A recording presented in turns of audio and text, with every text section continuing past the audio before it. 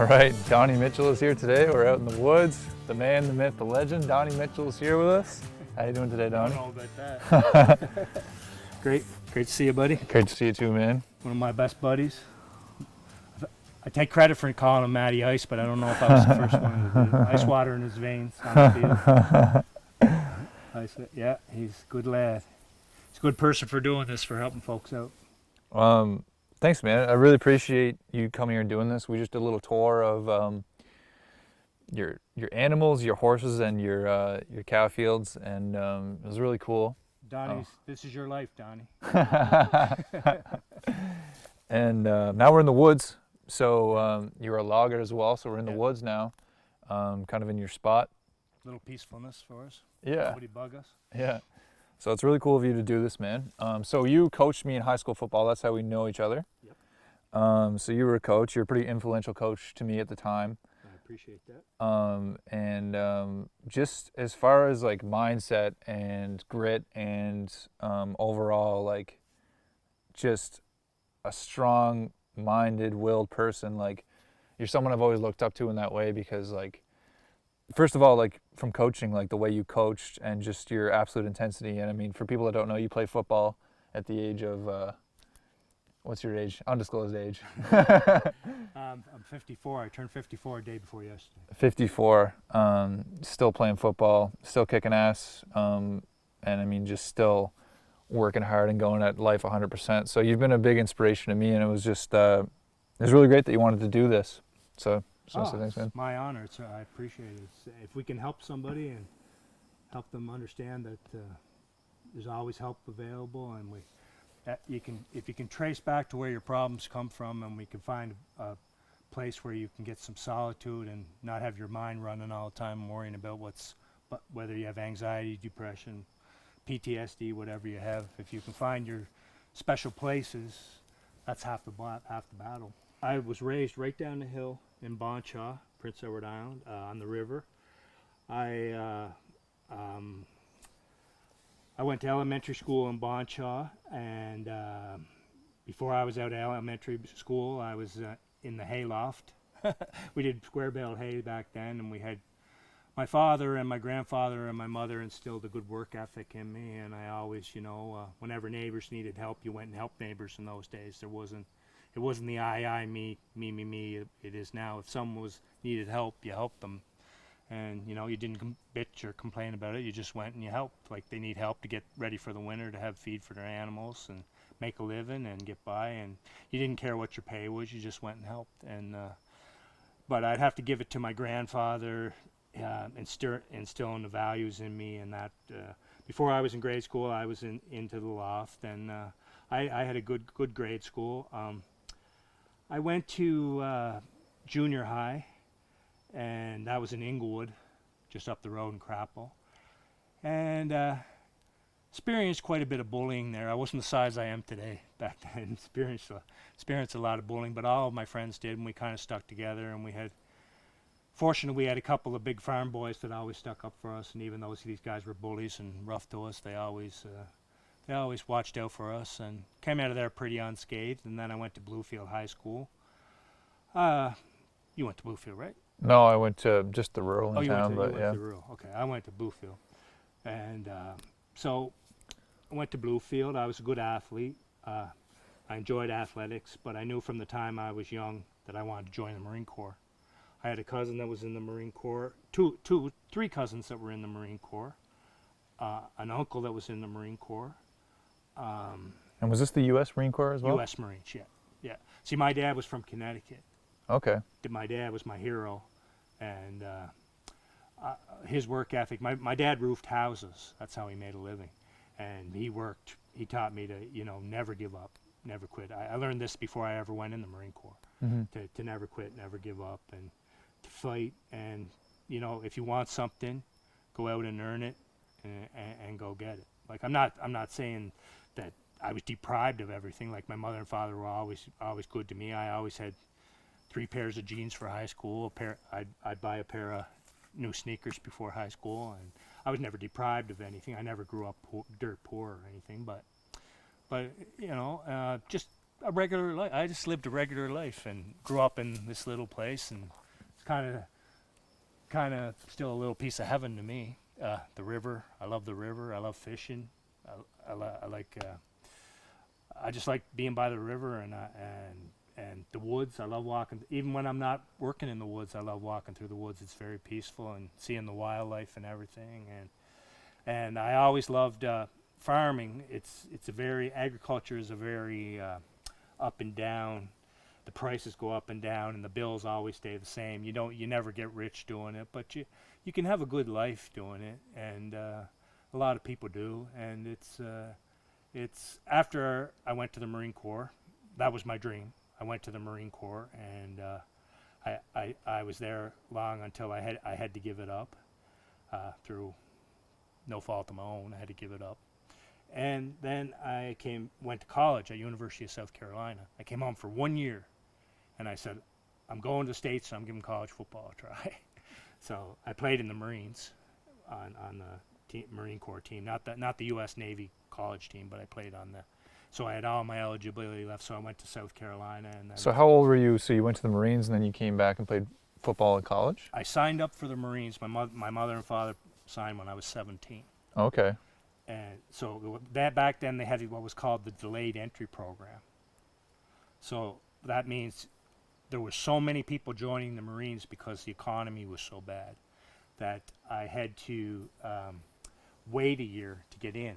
That's how hard it was to get in the military back then. Wow. The economy was so bad. And through like Pennsylvania, the steel mills were closed. In Ohio, all the work was gone. All those boys that came from there signed 7-year contracts. That's 1/3 of your way from retiring. Wow. Yeah. Six and 7-year contracts. But I got a 4-year contract, and I made I made it my 4 years and a little bit. And then I came home, and it was always I always chased after my dreams, no matter if anybody told me it was impossible. You come from a little podunk town, Bonshaw, you're never Yeah. gonna. If I heard one time you're never going to do this, you're never going to do that, I would never have tried anything. But then I went on, and I saved up my money, and at the time the Canadian dollar was worth 54 cents on the U.S. dollar. Wow. So at first I had to pay before you get picked up for any type of scholarship or anything, right? So I had to pay for my courses first. So I went there and I took philosophy. So what school was this again? This was the University of South Carolina Gamecocks. Okay. Where Lou Holtz coached. Okay. Yeah. So I went there, and I spent 2 years there, 2.5 years there, and then my ankles got hurt again. So I came home, and Larry Utek from St. Mary's called me on the phone, and he said, "Do you want to come over and play here?" And I said, "Don't you want to work me out or anything?" He said, "No, you played there. That's good enough for me." Yeah. So what was your experience like? I don't mean to slow you down here, but what was your experience like playing football down there? Were you there for 2 years? It's a whole different ball game than here. Yeah. It's 88,000 stadium holds. Wow. It's just in the SEC. In the SEC, it's just like the pros. They always have a saying: the kids that come out of the SEC are prepared for the NFL the second they come out of the SEC. Wow. But I was no superstar by any means. Yeah. But another one of my dreams, I always wanted to play for the Raiders. Yeah. And I wanted that bad, and I chased it as far as I could, and I did as much as I could. And then I said, well, it's time to move on to other dreams. What was it like so you get down there and you have to pay for class and stuff, you took philosophy. Mm-hmm. So was it practice squad, earn your way? Like, how was your playing experience down there? Yeah, first thing, I was a walk-on because there was no scouts up here, right? Yeah. I was a walk-on, and I made my way onto the practice squad, and then in the next year you got to dress for the real games, right? Mm-hmm. But my first year was just practice squad, Right. walk on. You're just like they call it red shirt. Yeah. They keep you in, and you're a red shirt, and you just do your best, man. Every day, when you get up to that level, you've got to give it everything you got every day. Do your studies, and homework and everything, try and hold it all together. It's very hard to be a college athlete. It's very, very, very hard. A lot of people don't appreciate how hard it is to be a college athlete. It's kind of like 2 full-time jobs, right? You're not allowed to have a job. Yeah. So even if you could squeeze in a job, you can't have one. That's what I mean, but like it's like 2 full-time jobs, like Oh, yeah. being a student and then doing like the sport. It's always in the back of your mind. You're sitting in class, you're trying to listen, you're trying to write your notes, you're trying to ace these courses. And I always had a real good GPA. I was on the dean's list both years I was there in philosophy, and that was rare for a football player to take philosophy. And from that, you're always in the back of your mind. I got to be a practicer. The stadium is a ways away from the Roost where we live. They call it Gamecocks. They call the athletic dorm the Roost, or the chickens roost, right? Yeah, yeah. So it's a lot of work. It's a lot of work. It's not for everybody. I seen some kids with a lot of talent that gave it up. Couldn't do it. Couldn't take it. You didn't have to make A's or anything to stay on the team. You just had to have a decent average. But I seen kids that took nervous breakdowns. Couldn't handle it. Yeah. See, in high school they were so good they always Didn't do much at school. let you along, right? Yeah. But there's certain programs in the United States, like Yale, Harvard, where they don't make Notre Dame. They don't make any allowances for how tough your life is. It's you either do the work, come up with the results, or somebody's always waiting in the back, right? Yeah. And the way a coach put it to me one time was, this is what he told me. It always stuck with me, and I don't know why this statement. I've been told a million great statements in my life. He says, it's okay for you guys to go out and party and have a few beers and stuff, but always remember there's some hungry young man somewhere lifting weights waiting to take your job. Yeah. And that's the way it is. See, when you get that close to the pros, when you're up, and when you get that far, you always got to remember there's a big paycheck at the end of that.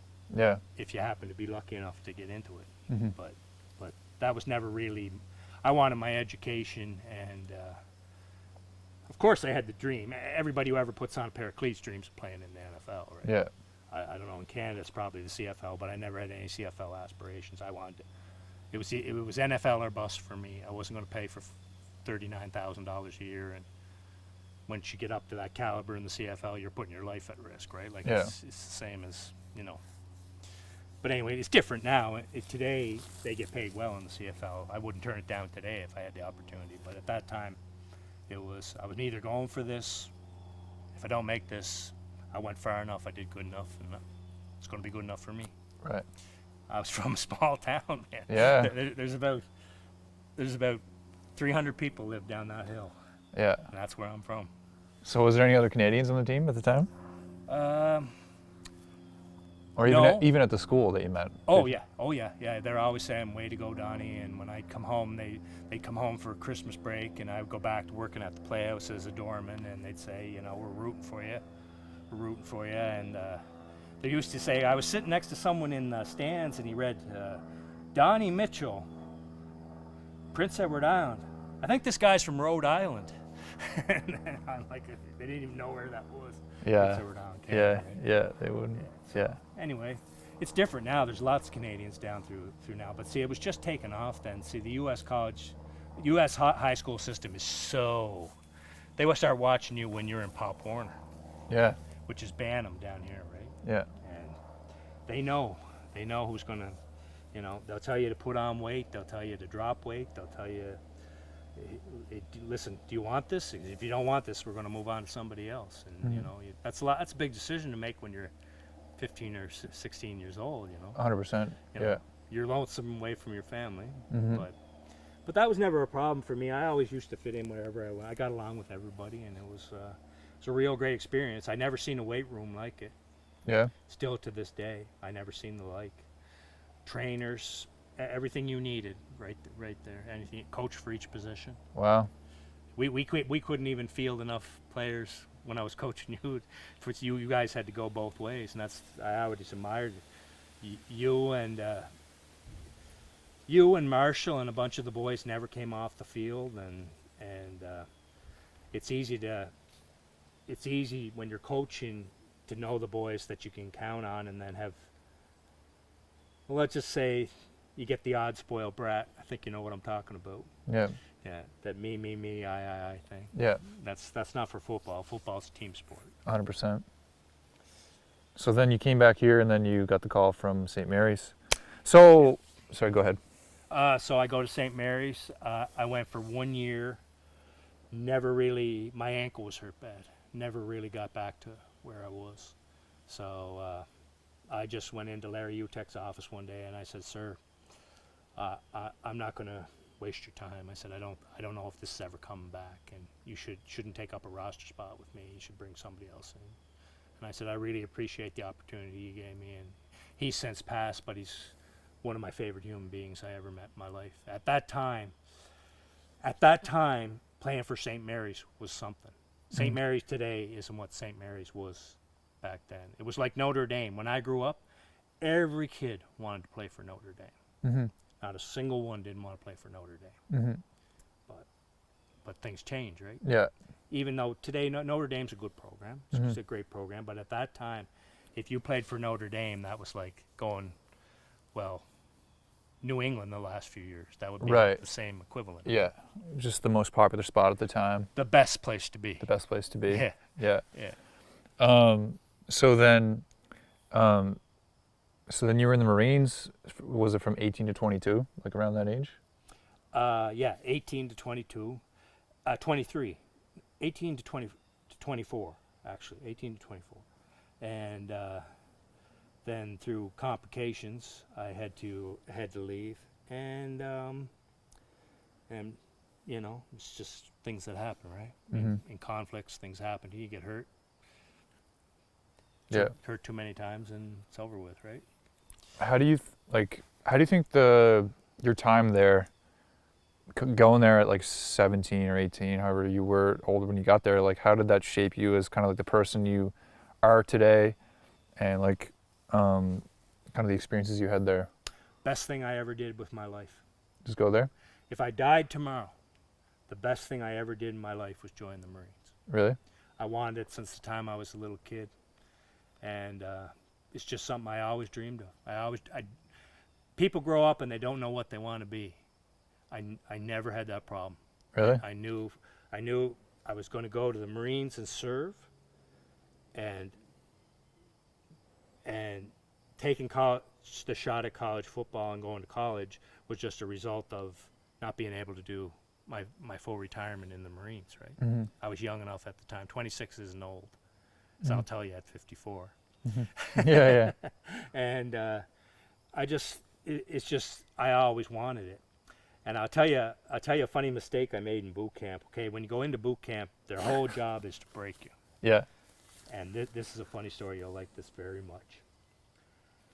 I went in to boot camp, and I was strong. I had trained before I went to the Marines, plus all my work and everything. I was probably the most in-shape 18-year-old around these areas. But I wasn't very big. I was only 200 pounds, and I was only 6'2", 200 pounds. I wasn't the biggest person in the world. But you don't have to be big to be in good shape and physically fit. Right. So I went in there, and to max out the PFT, physical fitness test, you have to do the 3 miles in less than 20 minutes. You have to do 20 pull-ups from a dead hang. And you have to do 80 sit-ups in 2 minutes. Jesus Christ. I aced it right out the gate. Oh man. I never finished less than 100% my whole time in the Marine Corps. Never fell out of a run, never fell out of a hump. We'd go on 10-mile runs, 15-mile runs, 25-mile hikes with 150 pounds on you. Never quit one time. I wasn't going to quit. So one day, I'm sitting out in physical fitness training, and we're doing our jumping jacks. We're warming up. And I'll never forget it as long as I live. I still rhyme off my drill instructor, so drilled in my head. Okay, I had my senior drill instructor was Sergeant Norwood, one of the youngest drill instructors in the history of the Marine Corps. And he is like a father figure to you. He's mean and nasty, but that's just an act. he's there to help you with any problems you have, or to keep you motivated and keep you keep chasing your dream, right? Okay, second drill instructor, Sergeant Yarn. This guy could sing like nobody I ever met in my life. Like when we march or when we run, it'd be low right-a-lay-o, lefty right-a-lay-o, low right-a-lay-o, lefty right-a-low.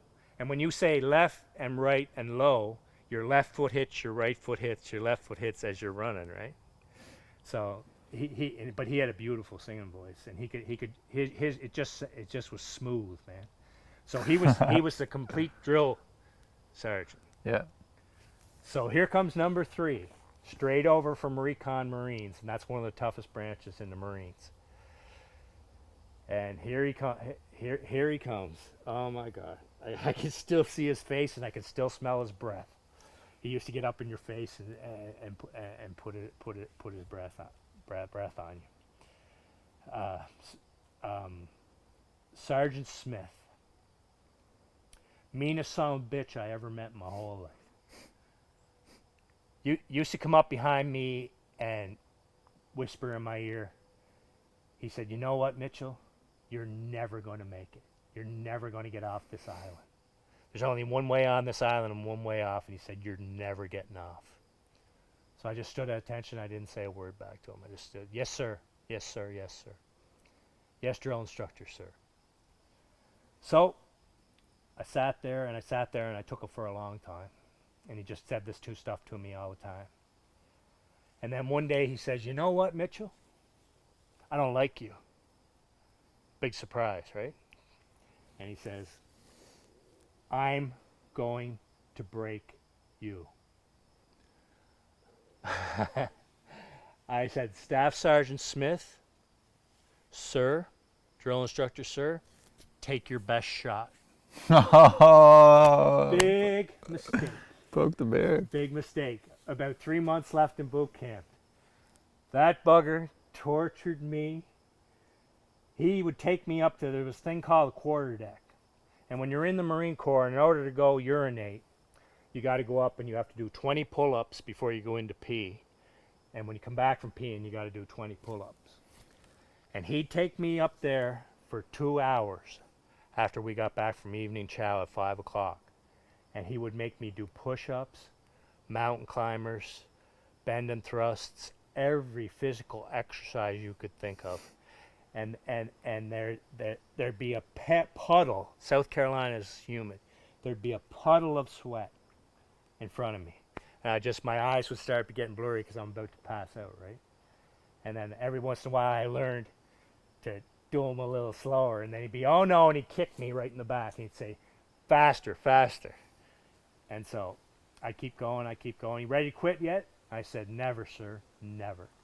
And he kept at it. Kept at it and kept at it and kept at it. And finally, his drill instructor came out, Sergeant Norwood, my senior drill instructor, came out and he said, "Mitchell, go away." So I go away. That'd be it for that night. Next morning, he'd start in on me again. All day. Take me aside whenever there was a break. Whenever the other guys were having a break, I was getting tortured.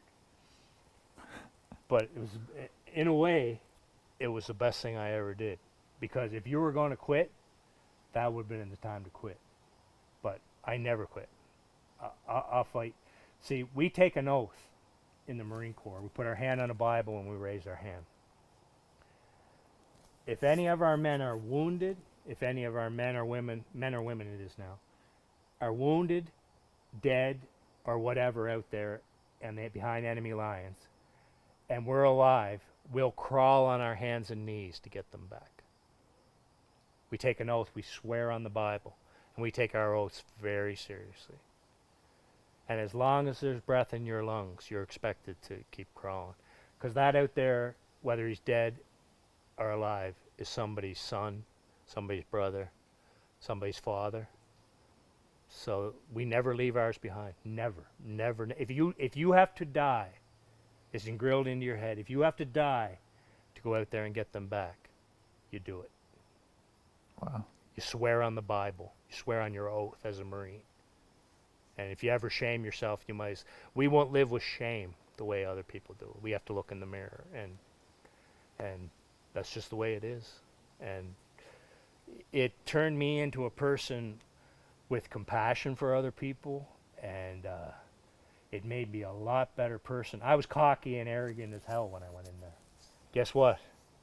When someone's got a constant pick on you and has got access to you all day long, your arrogance will go away real fast. Yeah.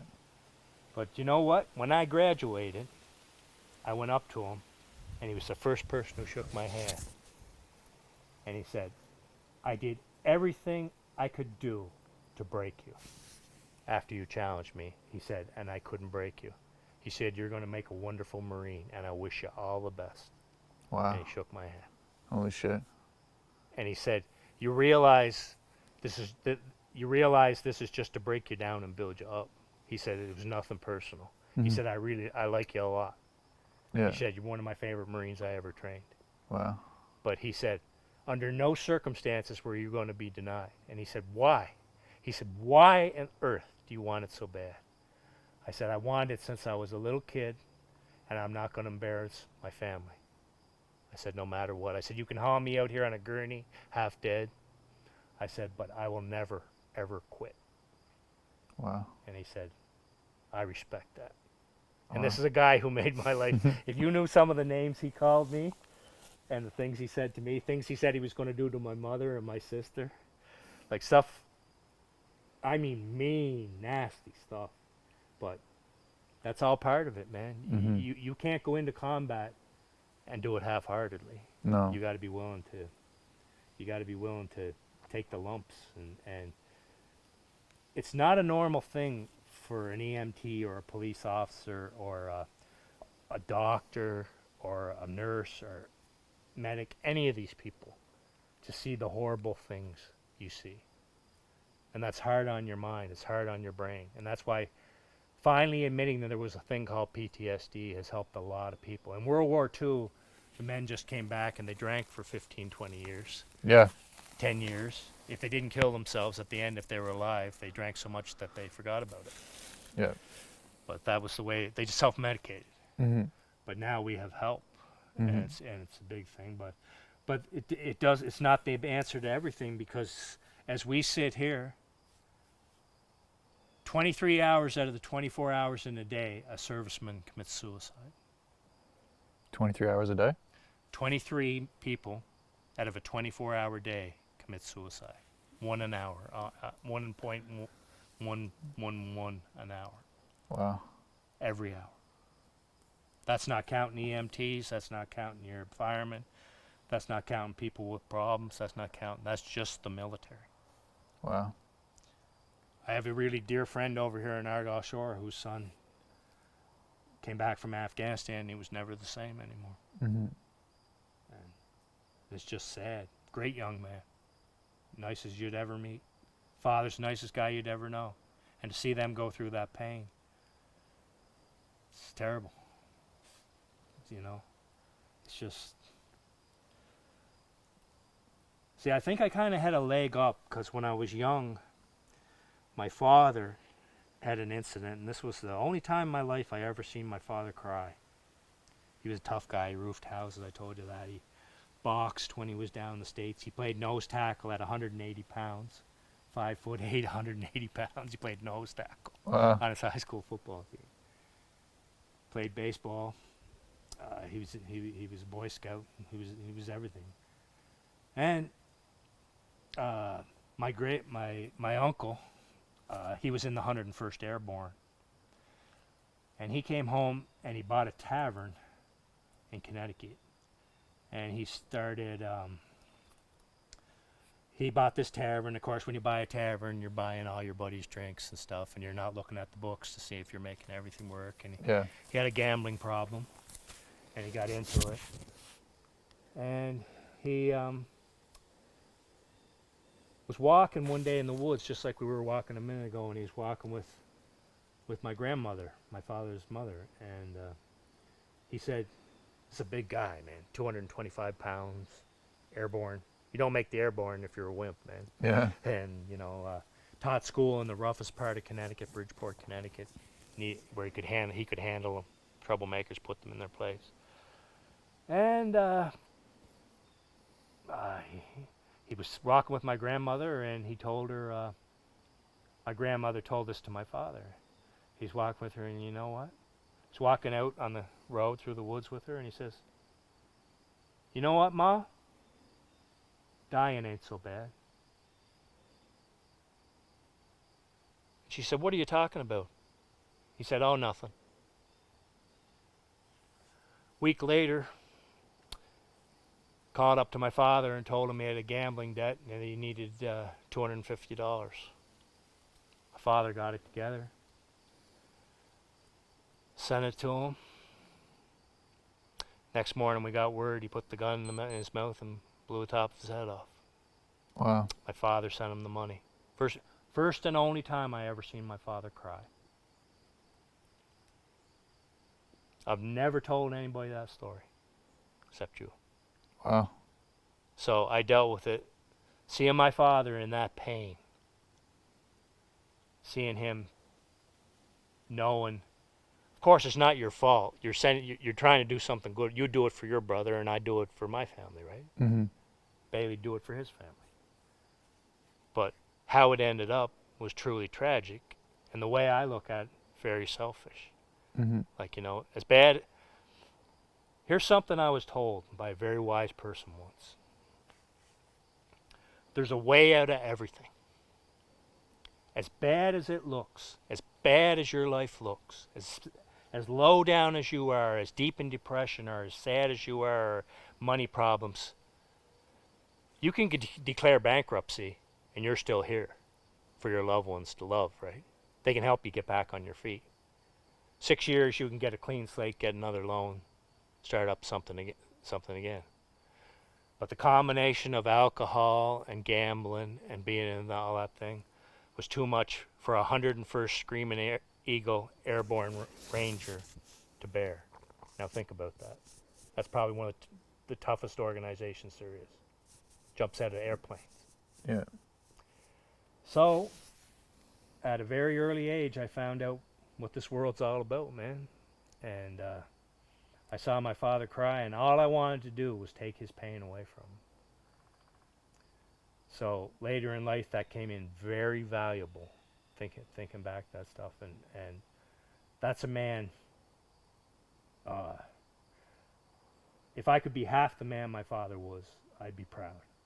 But he went through that, and he came out the other side, and everyone told him there's nothing you could have done. It wasn't your fault, but he carried it with him for the rest of his life. But he just put it aside and knew he had a family to raise and things like that. And he just went on with his life, but it bothered him his whole life till the day he passed away. And he was my hero. There was never anybody like him, as far as I was concerned. He taught me all my morals. He taught me many things in life. He taught me. He used to say to me, "Donnie, I'm going to tell you something, and take this to heart.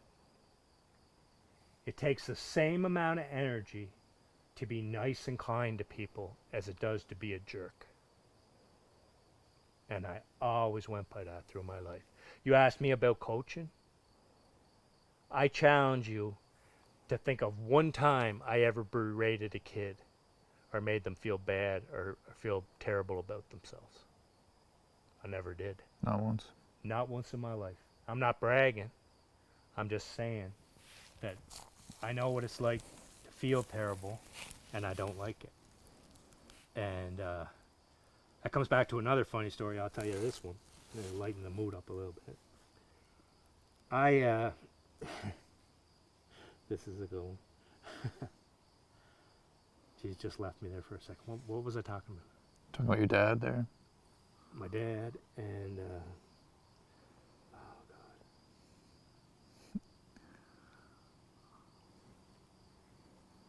I used to use this expression. I know what it is now. I used to use this expression with you guys. I told you one time, if you were ever in school and you seen one of your teammates getting bullied, one of the littler kids, I told you if you didn't make a circle around the little kid and and take care of him and keep that bully away from him. I didn't tell you to beat up bully or anything. I just told you just to keep him from being bullied, because I know what it felt like. So I told you guys that, and if you can recall, I used to use an expression that was used to me in the Marine Corps. And if you don't do it, PT is physical training. I said, I'll PT you assholes until your assholes sucking buttermilk. Yeah. I used to say that constantly. Yeah. But it was all a big ruse, and I knew the type of characters of fellas I had in that team, with a couple of exceptions.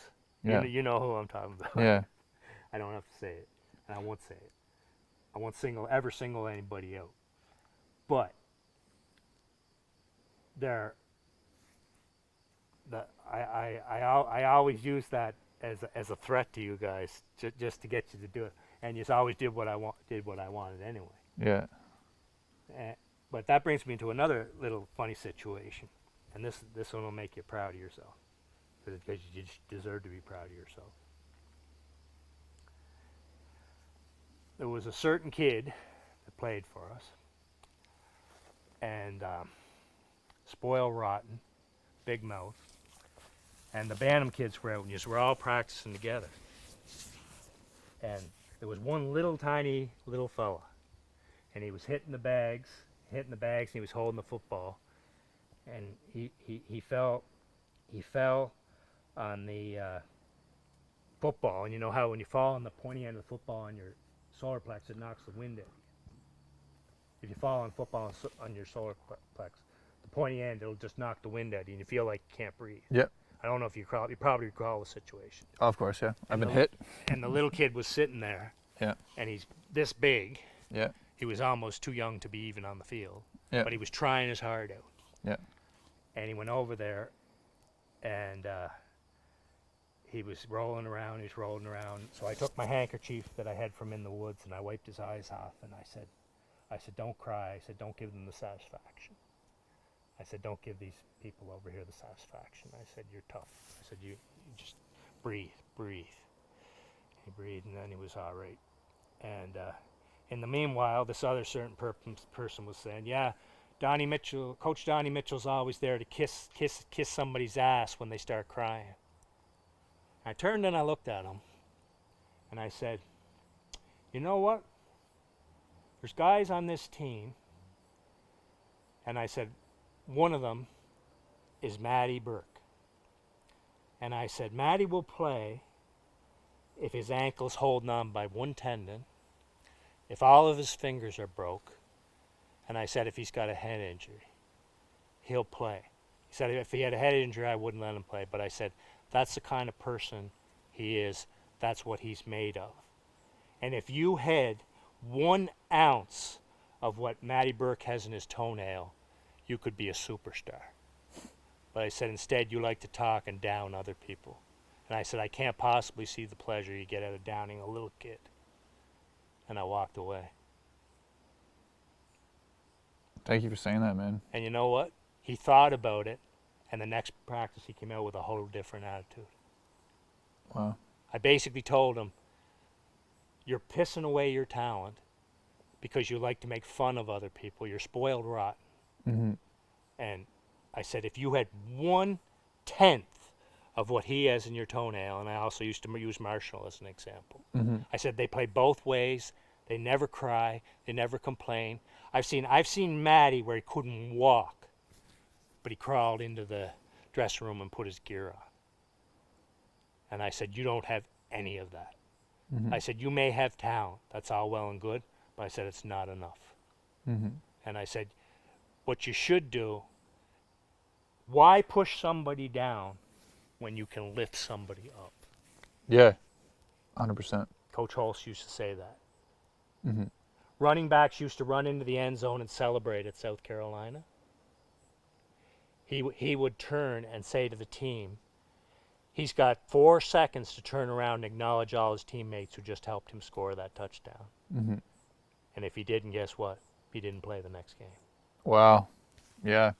So Yeah. you asked me where I get you said at the first, you have kind of a respect for me. Yeah. Well, respect runs both ways, right? Mm-hmm. And you're one of the greatest kids I ever coached in my life. Thanks, You man. did everything you ever asked of me. I remember sitting in, there's no shame in this. I remember sitting in at UPI, and there wasn't enough players, and everybody didn't want to play. And I looked at you, and you looked so disappointed, and you had pretty near had tears in your eyes. And then I knew, no matter what it came down to, you always had what it took. Because if it means that much to you, it's like kind of like me becoming a Marine. Mm-hmm. I was willing to take torture every day, Yeah. and I would never quit. Yeah. But you were hurt bad. I seen you hurt bad where you shouldn't even been standing up. Yeah. But you knew your team didn't have anybody, and you asked me about the Marine Corps and college and my life. I'm going to tell you something, and this is no word of a lie. One of the proudest days of my life on this earth, and that is probably bar none, even graduating Marine Corps boot camp, it's right up there with it, is when you guys faced off with Surrey with 1 or 2 extra players, and you took them all the way to the end to an overtime. And you scored both touchdowns running down the sidelines. Do you remember? I remember, yeah. Because I'm never going to forget it. Mm-hmm. Because I saw great, like, there's all kinds of greatness. There's all kinds of things in the world that are great. But when you see heart, when someone's got half an ankle, running on 1 foot basically, and he's willing to ball out, and he realizes after that 60-yard run, he's got to run back out and play linebacker. Mm-hmm. That's a man. Mm-hmm. And you know what? I'll respect that. I'll be thinking about that when I'm drawing my final breath. Stuff like that. Like, people who down people and push people down, I got no time for that. Mm-hmm.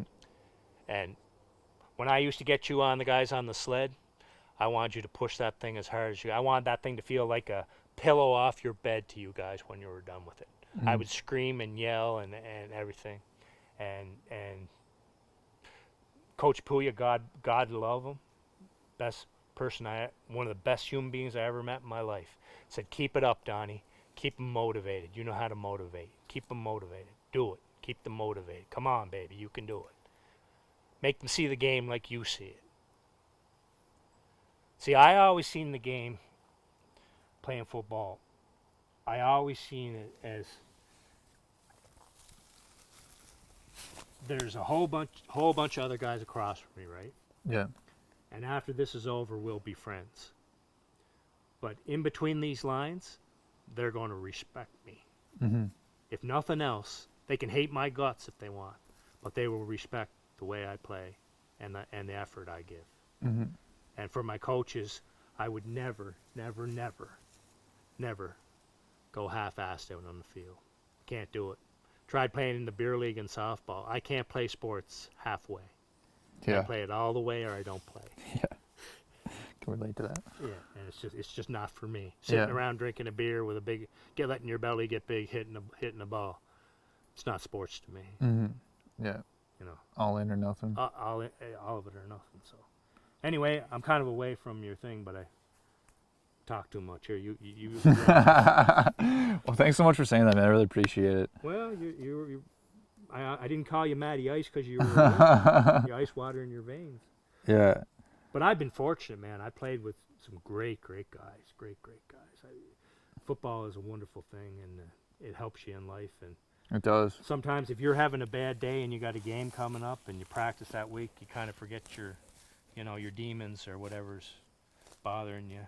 Yeah. And hard to be depressed when you've got your head on a thing looking around. You don't have time to be thinking about your problems. No, for I'll sure. tell you, right?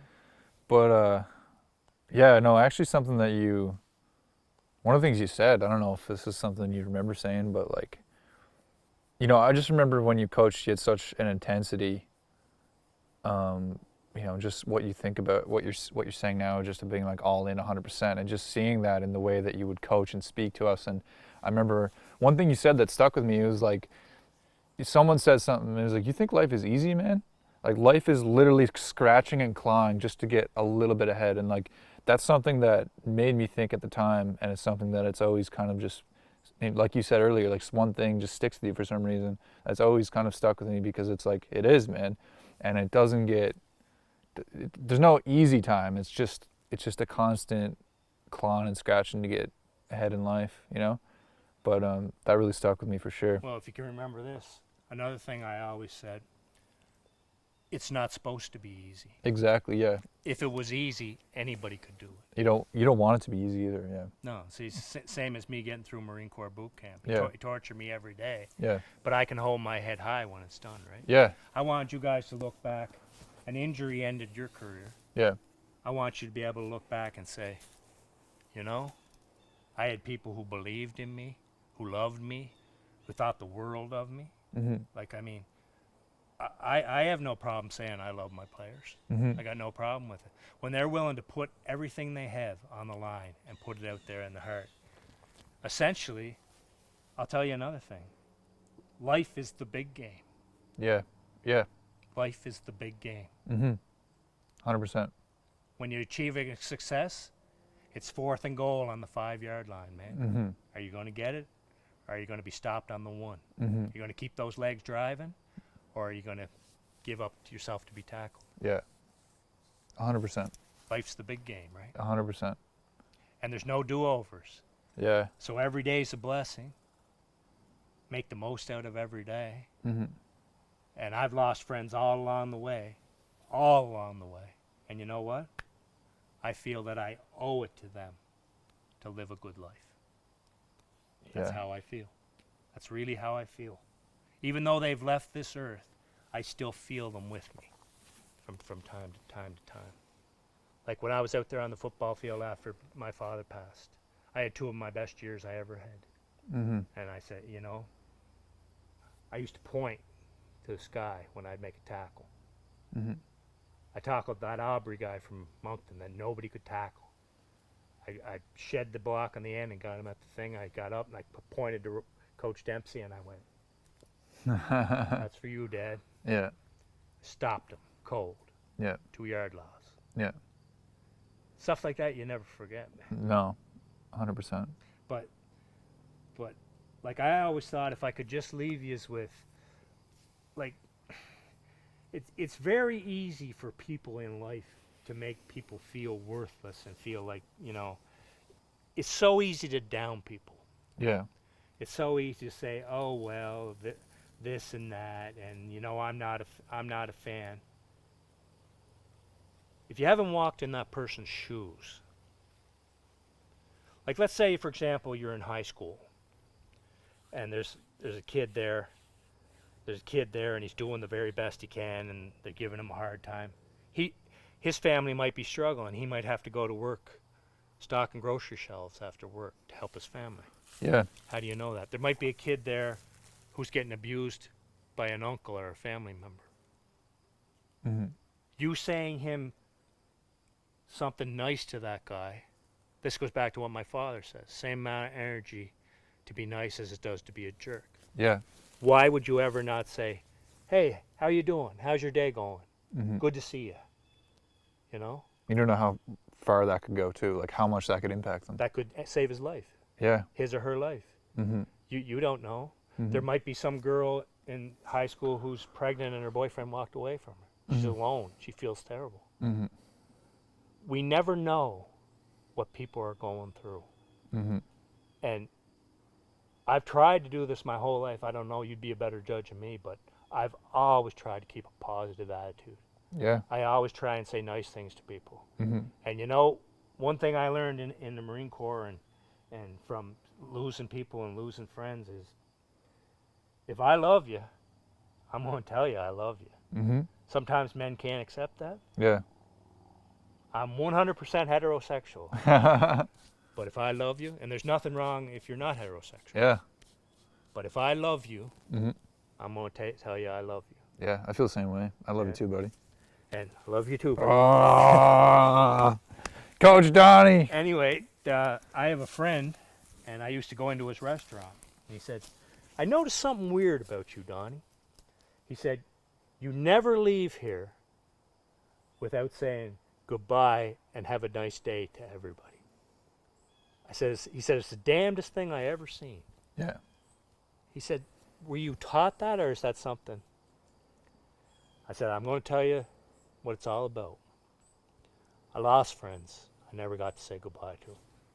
I never got to spill to them how I felt about them, how much influence they had on my life. So I made a promise to myself I'd never let it happen again. Yeah. So when I walk out of that place I'm in, I'll walk around to everybody. I'll say, you have a nice day.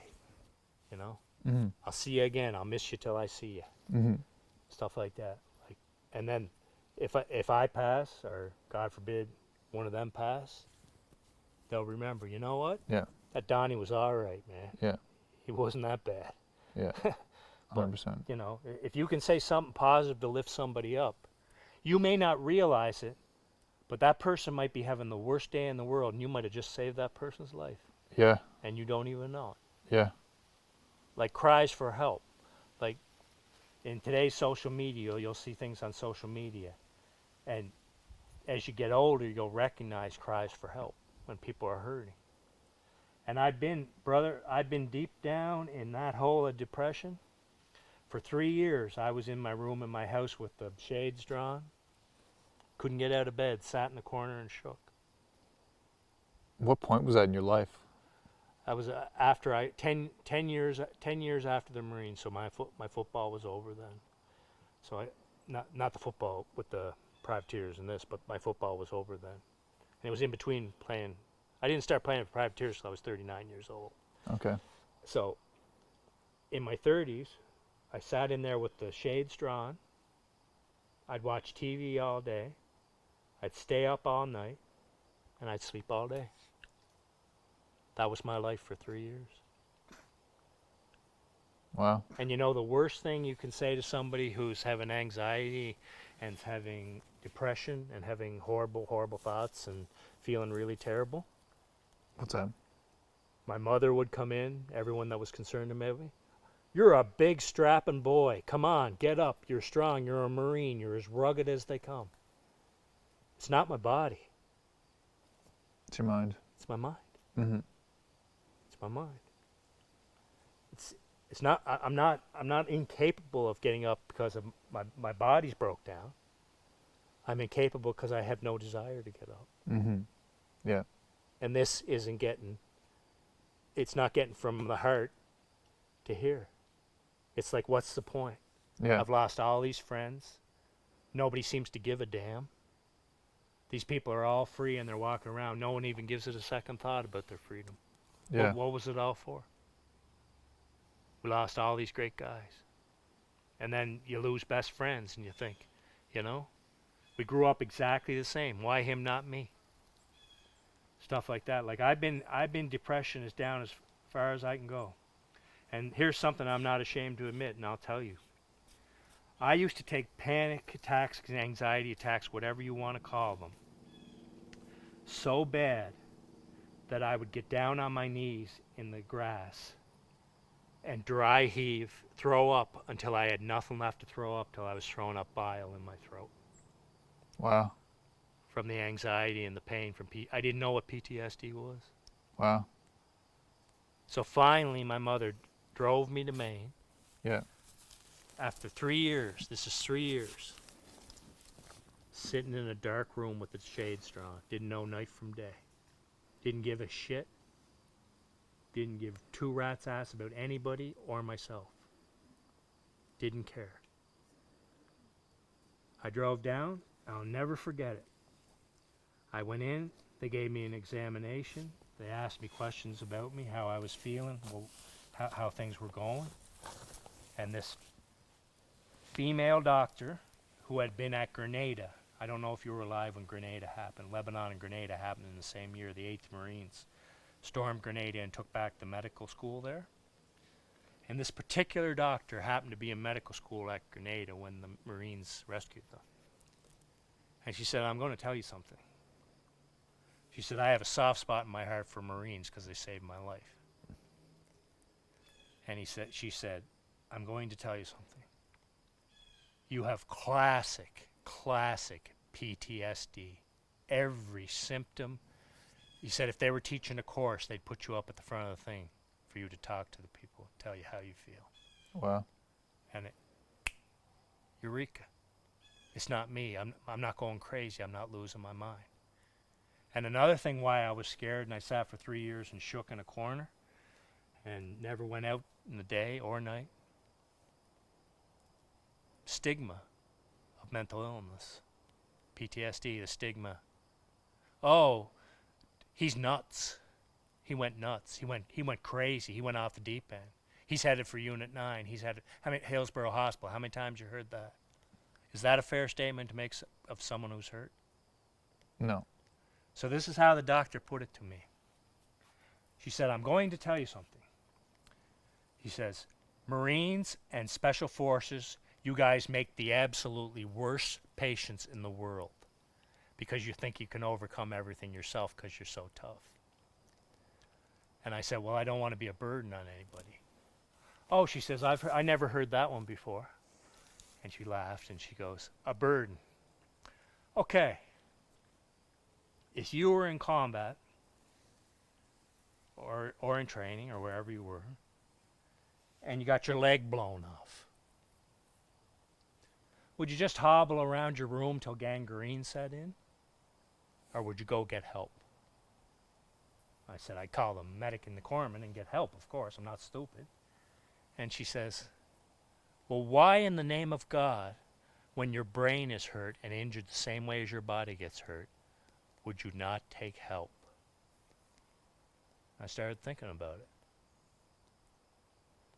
Tough is one thing, but these people are put on earth, these angels that work in this tough thing, hearing what people go through, are put on here to help us. So why not take advantage of it? And that's where my whole life changed. Mm-hmm. I was checking out, brother. I was, dozen times I was that close to checking out. Wow. Checking out. I had the bullet in the chamber. Wow. And you know, you want to hear the crazy thing? Why I never did? Why? Didn't want to disappoint my father, my mother, and my family. Didn't want to leave them here in pain when my pain ended. And I'm not ashamed to say that. Yeah. They saved my life at the VA hospital. And now with medication and the proper attitude and working a job that I like, you know, without foreman yelling at me and stuff like that, and being able to do what I need to do, I'm doing all right. I was recently in a car accident, and it's kind of set me back some, but I'm still here. Yeah. Probably 14 to 20 times I came that close to not being here speaking. I would have never coached you. Wow. Yeah, I would have just been a thing in the Guardian. Young man takes his life. Wow. So I know what it's like to get to where that thing is. But what I want people to know is there's always help. As bad as it feels, as bad, as low down as you can get, if you end it, it's permanent. We can't get you back. There's no doctor alive can bring you back from the dead, brother. But if you go and ask for help, swallow a little bit of pride, you can get help. And you can get helped. And I know personally, you know what it's like to be left behind and feel really bad. Mm-hmm. And I'm not exposing anything from your life. I'm just saying I know. No, happened. you're 100% right. You're 100% right. And that feeling never goes away. Mm-hmm. Yeah. You blame yourself. You have survivor's guilt. There's everything you can ever think about. Yeah.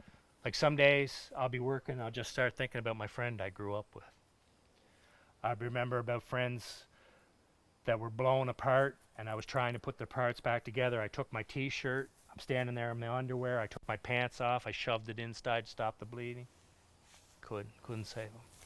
Mm-hmm. Blame myself. Survivor's guilt. Mm-hmm. It's a very real thing. Why not? You'll sit there and you'll lose a friend to suicide and you'll think, why didn't I notice? Why didn't I say something? Why didn't I call them? And the night before they did it, why didn't I call and just see how they were doing? Mm-hmm. And you know what? It's enough sometimes to bring you to tears. Yeah. And there's no shame in it. Yeah. But like, I mean, there's help out there. People can get help. Anybody in my life can call me 24 hours a day. I don't care if you wake me up at 3:30, 1 a.m., whatever time of day you call me at night. If you're in that bad of straits and the demons are after you, you call me and I'll sit up and talk with you. I'll drive right to where you are and we'll talk it through. Because I would rather give up that time than spend the rest of my life, first of all, going to your funeral and burying one of the people I love and care about, and then the rest of my life thinking, what could I have done? Exactly. Call me anytime, anywhere. I don't give a shit what I'm doing. I'll drop it if you're in that bad shape. Someone tells me they're rough shape. I'll sit with you. I'll hold your hand. I'll do anything you want to do. And I'll tell you how I got through it. And I was as bad down as you can be, brother. And it's a scary, scary place. It's a scary, scary thing when you don't know what's happened to you and you go into a deep depression and you start... I tried once to explain panic and anxiety attacks to someone who never had them. What are you talking about? Like you're crazy? I said, no. A feeling of dread comes over you. You never feel safe. You start to have chest pains. You're not doing well. I can't explain it to you any better than that. Your nerves are bad. Your nerves are firing. Your mind is racing. It's like you can't control it. You feel tingling in your feet. Mm-hmm. You don't feel right. You think there's something wrong with you. You think you're dying. You think you're taking a heart attack. Mm-hmm. I've tried to explain that to people who've never had an anxiety attack, and they can't understand. Yeah. But I understand it. And there's nobody better to talk to about something than somebody that understands it. Yeah. But once you pull that trigger, once you put that rope up, once you take those pills, you can't it's over. It's done. It's done. We can't go back. But like I was telling you, there's always hope. It's never a hopeless situation. It's never as bad as you think it is, and it's never as good as you think it is. Yeah. It's always right there somewhere in the middle. Yeah. So if you live your life and you stayed right on the middle track, everybody has ups and downs, peaks and valleys. Yeah. Happens to everybody. Everybody has a bad day. Everybody. Yeah. I don't care. There was only one perfect human, and we nailed him to a cross. Mm-hmm. So if you need help, call me, man. Mm-hmm. Get me on Facebook. I'll chat the ear off you. You know that. Yeah. Yeah. I don't mind talking. Yeah. And if it keeps you around, if by you and me talking and me admitting the things that I admit, if we can help one person, it's worth it, man. Yeah. This thing you took on, this thing you done, you make me very proud. Very proud. Thanks, man. Proud of you. Because, it's a lot of work. People don't realize this is a lot of work. Mm-hmm. But you're helping a lot of people. Mm-hmm. Like, when someone's hurting, why take salt and rub it in the wound? Oh, you're crazy. You're mentally, you got something wrong with you. You belong in Unit 9. You know. Why say that? Mm-hmm. If you're hurting, if there's anything I can do for you, I'll help you. Mm-hmm. Isn't that a better response? Isn't that more? Yeah. Isn't that more human? Yes. 100%. Making fun because someone has some damage, like, let's face it, we're all a couple of hits to the head away from being brain damaged. Yeah. Yeah. So if we're out in the field and we get CTE, we get hit so hard that our brain is shook in our head, is that any more valiant than if you just happen to have depression and stuff and it runs in your family and you happen to get it? How's that your fault? You were born and depression runs in your family, mental illness. Mm-hmm. There's nothing to be ashamed of. No. Would you be ashamed if you had cancer? No. Would you be ashamed if you had a heart defect? Yeah. No. See, people don't understand that. I know, and that's the stigma, and that's why I wanted to do this, right? It's because like there's such a stigma behind it, and you just look at the numbers where it's like 23 people kill themselves a day, and that's just the service That's members. just servicemen. Yeah, so like it's killing people. It's taking people all the time. It's not only is it killing people, it's taken their life before they even die. Like you said, you were in your room for 3 years. Like I've been in dark places too. I wasn't living in those 3 years, man. Yeah, you're not I alive. wasn't alive. You're not alive, right? I So, wasn't alive. and it's just so common. It's so common in today's world, and we can't just keep pretending that because we can't see it and it's in the brain that it's not real, right? But I'll tell you this, love will win out every time over hate. You can have these people that say this stuff. People are going to talk. Yeah, That's the thing about Prince Edward Island. People talk. yeah, Blah, Yeah. blah, blah. You know what, to me, talk is cheap. yeah, You can talk all you want. I had an MLA son say to somebody one time, "Oh, Donnie's going up to Augusta to the VA again to get his crazy checked out." I found out about it. I went to his house. I said, "Step outside here for a minute." He was shaking. He stepped outside. And I said, "Do you think it's fair when I went instead of you, you never served, I went instead of you, and seen terrible, terrible, horrible things that you wouldn't be able to stand. And I said, you go around saying that I'm crazy and I'm out of my mind." hmm Because I said, I can get you 100 people that'll say I'm one of the nicest human beings you'll ever meet. I said, you think that's fair to say that to me? "Oh, I don't know why I said it. I don't know why I said it." I said, "You know what? I don't see myself being friends with you anymore." I said, "If you're going to say that kind of stuff about behind my back," I said, "I've said a lot of things in my life, but I've said them to the person's face. And if someone was sick or mentally ill or disabled, I never made fun of anybody. I was the first one there to help them if they needed a door opened or anything. And I said, I'm not like you." So you know what? You find out who your friends are. Like you doing this podcast. You might lose some friends over this. hmm But you know what? To hell with them. yeah, They don't know what it's all about. yeah. Well, I think like But it's getting better. yeah, it's getting better. Like, in my mind, like, and I don't want to like, and I'm not calling anybody out or saying anything, like anybody's, because everybody that has ever said anything to me about this podcast, it's been so positive. Like, and they're like, "Wow, this is so great. I'm so glad you're doing this." When I first started it, some people said like, I remember someone said like, it's kind of like a ballsy thing to do, especially in PEI, and like, I just never once thought about that for a second. It was Yeah, like, but see, you have a good heart. You don't think like that. yeah, But there are people. There's always going to be haters. yeah, Do you ever see people start out and want to do something, and then everybody piss all over their dream, yeah, what they want to do? yeah, yeah, You're good at this. You guys are good at this. This may be a stepping stone to big things for you guys. hmm Don't ever listen to naysayers. hmm People who listen to naysayers, do you ever hear misery loves company? yes, They want you down on their level. Let's all be miserable together. yeah, So if you go chasing a dream, or you're after, to be happy, yeah, they're gonna somebody's walking up the trail. yeah, Nice day. So don't listen to them. yeah. What you're doing is a very honorable thing. But yeah, no one has ever said anything negative about the podcast to me. But it's just like, for me, like the mindset of it was just like to kind of just get out the thing like that everyone's kind of scared to talk about. Like I want to just bring that to the forefront of everyone's attention, Well, and like imagine, people like you, like I'm so thankful that everyone's reached out that they want to come on and share and open up to share too. I don't got anything to hide. Yeah. Yeah. You either like me or you don't. Exactly, Like, yeah. You either like the whole thing or don't like me. Yeah. And I found, like, I will always have my beliefs, and I will always do what my father taught me to do, and I'll have my beliefs. I've lost friends over my strong beliefs, Yeah. but I'll always have them. Yeah. I'll never change just so somebody, they weren't really friends to begin with.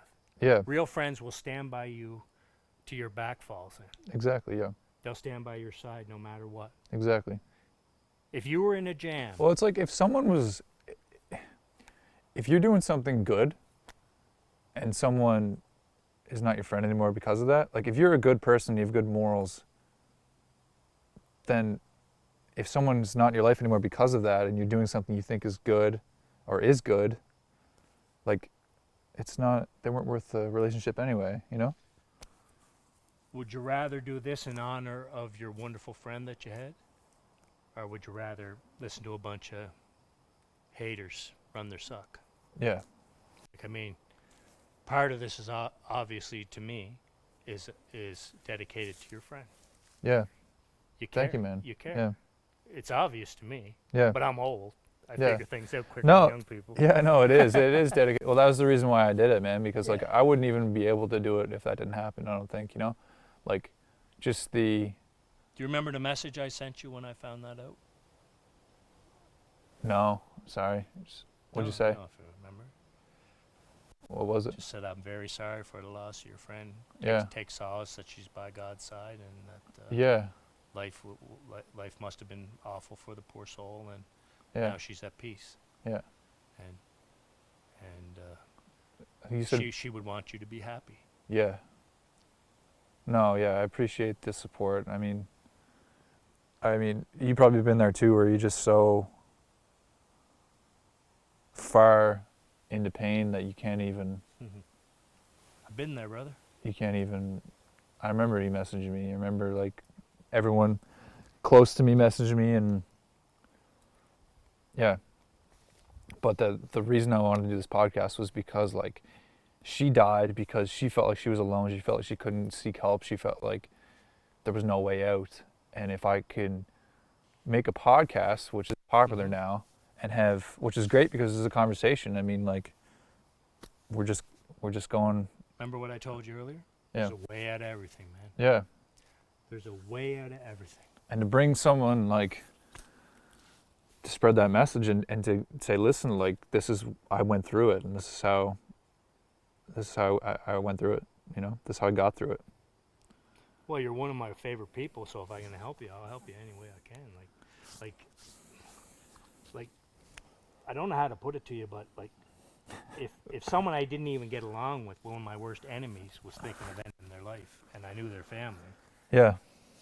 I'd stop them if I had a chance. Me too. And that's like, I can, as soon as after she died, like I thought the same thing. Like, it's just, if anyone just messages me, I don't care what I'm doing. Like, it doesn't matter if it's like the amount of burden it is for me, like you said, to wake up for an hour and go talk you down off a cliff or whatever, is nothing compared to the absolute fucking terror and pain that For the rest of your life. That like maybe I won't, if I'm not close, maybe I won't feel, but the people around you will feel. And I don't want anyone to feel like that, you know? Remember what I said when I told you how, when I came very close, what I did? For I you. couldn't do it to my mother and father. Yeah. They gave me life. They gave me scruples. They gave me morals. They gave me a good heart. They had me care about people. Mm-hmm. See, people always have preconceived conceptions. You're a Marine. You're a killer. You're a killing machine. I don't think like that. Yeah. I don't think like that. You know the best part of our job in the Marines? Hostage rescue. Yeah. It's the best part of the whole thing. Saving people. Helping people, being around kids. Yeah. You know, making life for kids. And I feel a deep worry about kids today when there's a lot of one-parent families, that I'm afraid that a lot of child abuse goes undetected. And I'm afraid, you know, mental illness, that's one of the worst things. This is going to sound like a terrible thing to say, but rather than abuse a child, they'd be better off if they took that child's life, because they got to live with that for the rest of their life. Mm-hmm. It sounds like a terrible thing to say, Mm-hmm. but it's an awful thing to take an innocent child and do those sort of things to it, and then they grow up with the terrible feeling, not being able to love, not being able to have come close to you, not even be able to be close to people. Yeah. It's a terrible thing. Yeah. And it all chimes in there with mental illness and stuff, but like you can never make sense out of. I remember a psychiatrist in the Marine Corps told me one time. He said, I counseled this young man for a long, long time, and he was great young man. He said he had terrible depression. He was down. And he said, I worked with him, I worked with him, I worked with him, I worked with him. And he said, I got him to where he was. And one day he came in his office and he was smiling and he was happy. And usually that's a sign of they've made a decision that they're never going to do it. And he said, you know what, Sergeant Mitchell? Next day, the boy did away with himself. So Yeah. he said it's a permanent thing. It's never it's hard. It's so hard, right? It's so hard. But he said I did everything I could do to help this young man. Yeah. But the boy felt it was so hopeless. So hopeless. So that's why I'm trying to get across to you. There's a way out of everything, man. There's a way out of everything. If you were stuck in Quebec and you phoned me at 1 o'clock in the morning, you said, Donnie, I'm in trouble, I'd say, hang up the phone, I'll be right there. I honestly would, because I consider you a good person, a good friend with a good heart. And I'd do it for you. Like, you meet lots of people during your life. You'll meet lots of people that say they're your friend. A really wise man once told me, if you can go through your whole life and have friends you can count on your 10 fingers, you've lived an exemplary life. Friends that would be there, not sunny day friends that walk out when it's rainy on you. Not when you're in a jam, they walk away from you. Not when you're accused of something you didn't do, they walk away from you.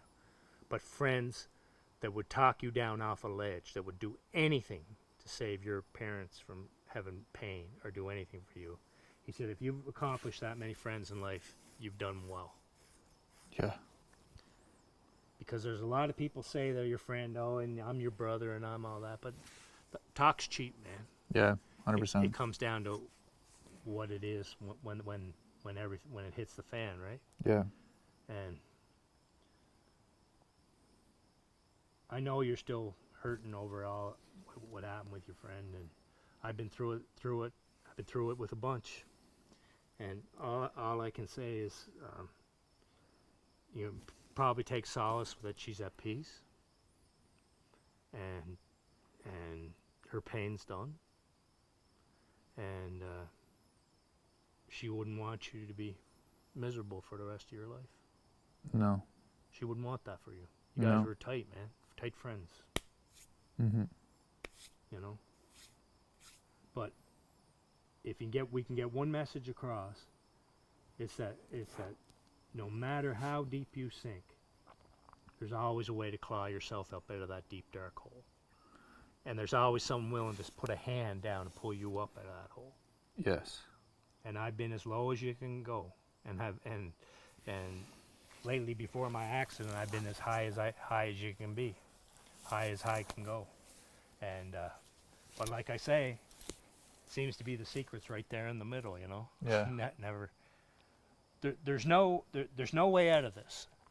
If you surround yourself with living things, people and living things, friends, you're gonna have heartache. Yeah. But what's the option? Not have friends shield you off in a room and just not live a real good life? Yeah. Sometimes people make your life, right? Mm-hmm. They do. People, you know, you're proud to know, people that you're proud of, people that, you know, I'm his friend, like, you know, like, I have friends and you're included in one of them. If somebody ever said something bad about you to me, I'd go up one side of them and down the other. Mm-hmm. And I said, you know, that's my friend you're talking about? Mm-hmm. And he's never been nothing but kind. He's got a good heart. And people talk. Always gonna. Always has been, always gonna be. Right back to the Bible. Cain and Abel, two brothers turning against each other. Yeah. It's always gonna be that way. But you know what you do? It's like a coach told me one time, coaching football. He says, you put aside what's not important, you put aside what's not important right now, and you focus on that goal and you go straight ahead. That's awesome. That's a great message, man. I just want to ask you one question ahead of my mind is just what are the biggest things, like from the time you went to seek help? You said medication, and I know we just were at your 2 fields where you have animals, and I know that definitely helps you a lot, and working out here. But what have been the biggest things that have helped you along the way, and kind of the steps that got you moving in the right direction? The big thing was the day I got diagnosed. Yeah. See, because I didn't know what. So it was a big relief just knowing that you're not. It's just like, am I going crazy? Is my mind playing tricks on me? Am I really this depressed? Am I really this down?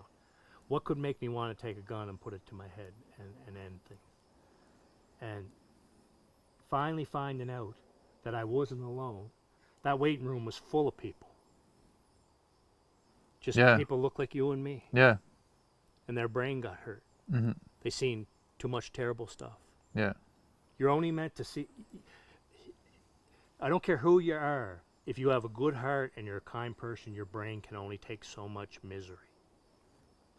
That's why you'll see a lot of EMTs get out in 10 years, a lot of firemen change. They see such terrible stuff, man. Yeah. And that weighs on you. And you may not realize it's weighing on it. A lot of times you'll see them where it's almost inappropriate. They'll laugh it off. Yeah. Like, geez, that guy was burned up in that car, wasn't he? Yeah. But then they go home and they sit and they look in the mirror and think, that was a human being. That was somebody's brother. That was somebody. Yeah. But, like, I don't know if you'd ever noticed this. A lot of MDs, doctors, are cold. They come across as cold. Yeah. Because they can't die a little bit with each patient because they'd lose their mind. Yeah. You'll see doctors and they seem very textbook. They're trained that way. You know? A doctor once showed me a stack of files. And these were older people in this stack of files. He said, I'll lose every single one of these. Every single one of them has a family, kids, and I'll lose them all. Right. I'm fighting a no-win situation. Mm-hmm. Yeah. And see, they have to. What good would you be as of a surgeon if you couldn't cut into anybody anymore because you lost one person? Yeah. You have to be able to put. They have to be able to put it away. But back to your question.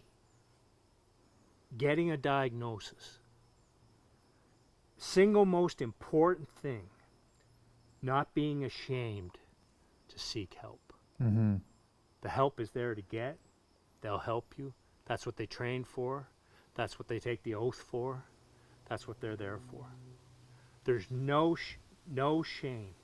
Like I told you earlier, if you or I am working in here and that tree came down and hit you and I in the head at the same time, and you're that close from being mentally hurt. And if you're hurt that way, no one would talk about you, would you? No. Oh, Matt and Donnie were logging and a tree fell and geez, they both got hurt real bad. They're hurt real bad. Mm-hmm. But if we just go and seek help because we're having a rough time, oh, well, Matty and Donnie are ready for the nut house. They're going to put them away in Unit 9, you know? Yeah. Out there in Riverside. They're going to put them out, out to pasture. Yeah. You know, their cheese slid off their cracker. Yeah. You know what I mean? Yeah. Is that nice? Is that fair? No, I don't take in consideration, like you said, like how that happened in the first place. Same result, Yeah. different thing. Yeah. Is it your fault? Is it yours or my fault that we have a genetic that we're predisposed to depression, anxiety attacks? Is that our fault? No. How could we change that? Yeah. The only way you can do is change people's perception. Mm-hmm. And I've seen people struggle, man. And it goes back to what I told you on the field, and that's no lie, brother. Mm-hmm. Life's hard. Yeah. Life ain't easy. Life's messy. Mm-hmm. And you got to scratch and crawl for everything you want. Mm-hmm. As much as people will say it to you, the government will say it to you, nobody's going to hand you anything, man. Yeah. You either go get it. I always had a saying that after I got better, I always had a saying that I used to say to people. I have two choices. Get busy living or get busy dying. Yep. What's it going to be? Mm-hmm. And since I got that no quit instilled in me, and that's not just necessarily in military people. Like Right. when you went out on that field with your ankle, I remember looking at it going, oh man. Yeah. I said, this kid's got guts, man. Yeah.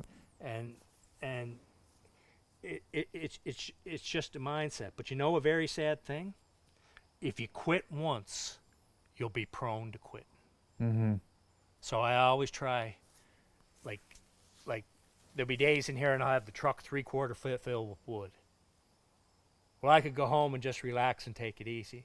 No, it's not the way I was trained. I'm going to keep going until I fill it up. Yeah. Yeah. Might be a little sore, might be a little tired, might be a little hungry. Mm-hmm. But you know what? It'll make me a better person in the long run. Yes. Yeah.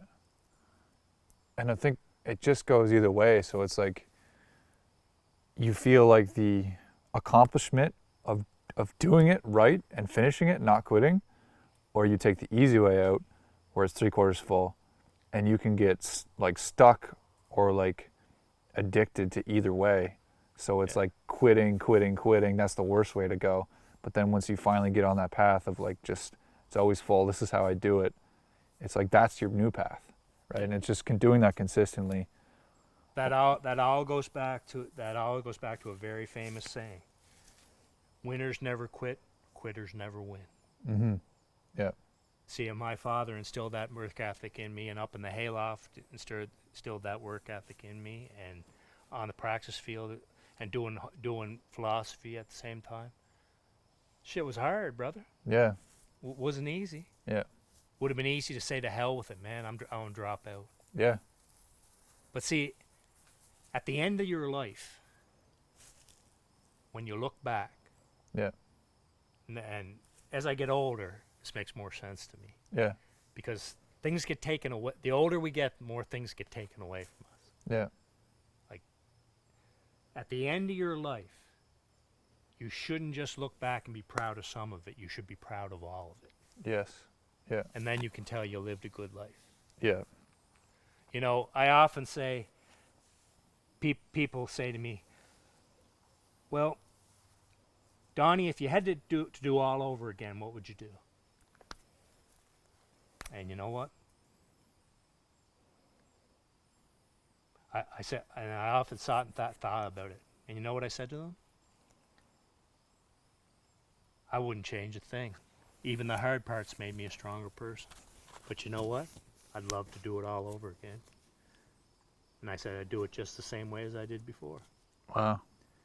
And you know, I said that, and I mean it. Like I mean. And then there's another question people ask me a lot of the time. They say to me, Donnie, if there's a heaven, which I believe there is, if there's a heaven, what do you want to hear God say when you get to the pearly gates?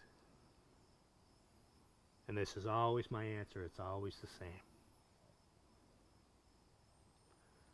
Come on in, Donnie. You did good. Everybody's waiting on you.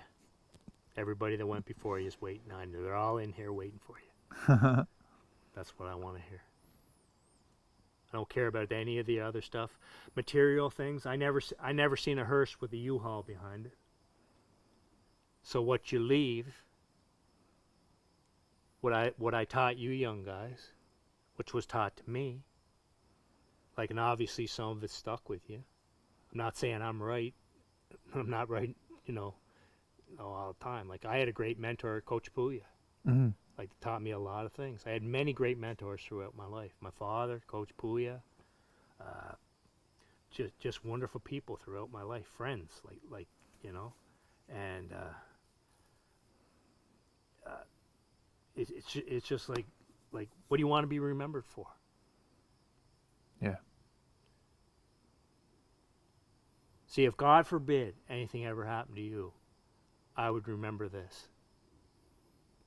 When the chips were down and the game was on the line, that boy dug deep into his stomach, and he played like a man against grown men in Surrey that were all over age that I probably couldn't play against. Allegedly. Allegedly. And that particular game, I was never so proud in my life. And you and Marshall were there. It makes me sad that he's not here anymore. Mm-hmm. But I pray every day that God's looking out for him. Mm-hmm. I miss him. I miss his smile. Yeah. He used to make me laugh. Yeah. And, He's a funny guy. and I just... Sometimes in life, we think things are so senseless. Yeah. And we try and make sense out of everything. Yes. But you know what? There's not always an answer to everything. No. And we're not meant to know all the answers. Did you ever ask yourself this one? Why do the good people die and the total assholes live to be 98 and 100 years old? Yeah. Yeah. I've asked myself that all the time. Yes. 100%. And it's a real weird thing to think about, but there must be a plan. Mm-hmm. Like he must need them back or something. And I truly believe that getting diagnosed, having the courage first of all to go, and it's not easy. It's not easy. If you're able to go do that and you're able to set aside people, but if people talk about you, so what? Yeah. They weren't your friend to begin with, right? Exactly. Yeah. Go get diagnosed, get some help. The right mix of medication will help. Then people say, "Oh, he's popping pills because his brain's cooked. Look at that idiot. You know, he's crazy. He's not fit to be in society." Do you know how many people in my life have called me a killer? What? Has it A been? killer. How many? Do I look like a killer to you? No. You were in the Marines. You're a killer. No, I'm not. I'm not. I probably have a bigger heart and care more about people than 70 to 80% of the population. Mm-hmm. But what people say, there's an old saying, water off a duck's ass. Yeah. Yeah. You know what? Yeah. If that's all you got to say, if you haven't got anything good to say, don't say shit at all. Yeah. You know? And so if we can help people, here's what I'll say. Get a diagnosis. Have the courage to go get seen. Just, if anybody in your family, if you know someone who's hurting, help them go get seen. Take them if you have to. Yeah. Get seen. Get the right meds. Get therapy. Talk to a group of people so you realize you're not the only one with this affliction. Yeah. And you'll realize, geez, there's a lot of people who have the same thing I have. Yeah. You know, maybe I'm not a weirdo. Maybe my brain's not out of whack. Yeah. And I guarantee you, if you do all those things, nothing but good things can happen to you. You know, it's a hard thing to do. It's hard to ask for help. Some people are very proud, won't ask for help. Saved my life. Yeah. Now I'll tell you here, right here, guaranteed it saved my life. And it saved many, right? Mhm. And it, same thing, people that took the other path didn't save them. All the ones we lose along the line, if they'd just asked for help, Mm-hmm. we wouldn't have lost them. Mm-hmm. But we can't turn back the clock. All we can do is go forward from here and try and make a difference and try and make a change. Mm-hmm. You know? Yeah. You know? Everybody's somebody's son, everybody's somebody's daughter, everybody's somebody's wife, everybody's somebody's something, right? Yeah. We're not pieces of garbage that you throw away just because one thing is broken. Mm-hmm. Exactly. Yeah. We're not pieces of trash that you just toss away. We're human beings. Yes. And we're put here to help each other. And like I was saying earlier, the most important thing you can remember, why push somebody down when you can pick them up, man? Yeah. 100%. I think. I Time to call her. think that's a good time to end it, man. I really appreciate you doing this, man. I love you. I love you, kid. Always have, always will. I'm proud of you. Thanks, I man. know my buddy behind that camera.